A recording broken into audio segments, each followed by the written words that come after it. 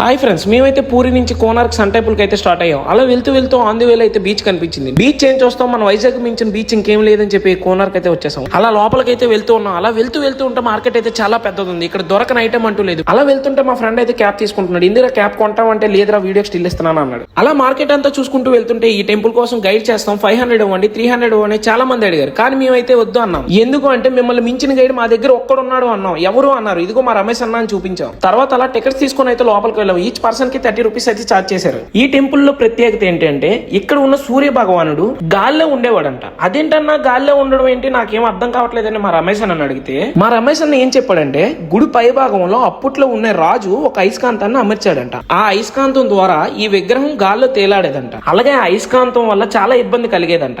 అలాగే ఈ అయస్కాంతం పవర్ వల్ల ఆ మార్గం గుండే వెళ్లే షిప్పులకు కూడా నావిగేషన్ కూడా ఇబ్బంది కలిగేదంట. అలాగే ఈ టెంపుల్ ని 13వ శతాబ్దం 1255వ సంవత్సరంలో ప్రతిష్టాపించారంట. అలాగే ఈ చక్రాన్ని ఎక్కడో చూసినట్టుంది కదా, మన 10 రూపీస్ నోట్ మీద ఉంటది. అలా సన్ టెంపుల్ అంతా చూసేసి టైం అయిందని ఫుడ్ తినడానికి అయితే వెళ్ళాం. అలా ఫుడ్ తినేసాక మళ్ళీ స్టార్ట్ అయ్యాం. INS Indian navy training centre దగ్గరలో ఉన్న చిలక లేక్ అయితే వెళ్ళాం. ఇక్కడ ఎలా ఉంటుందో ఏంటో అనుకున్నాను. ఇక్కడ లొకేషన్ అయితే చాలా బాగుంది. మా వాళ్ళు అయితే అలా కిందకి దిగి లోపలికి అయితే వెళ్తున్నారు. అరే నేను రాను, నాకు భయం అంటే మేము ఉన్నాం కదా రారా అన్నారు. తర్వాత ఏం చేద్దాం అని మాట్లాడుతుంటే బోటింగ్ ఉంది వెళ్దామా అన్నారు. ఓకే వెళ్దాం అంటప్పటికి బోటింగ్ టైమింగ్ అయితే అయిపోయింది. ఇంకేం చేయలేక కొన్ని ఫొటోస్ తీసుకొని మేమైతే బ్యాక్ వచ్చేసాం. ఈ వీడియో మీకు నచ్చినట్టయితే లైక్ చేయండి, షేర్ చేయండి, ఫాలో చేయండి.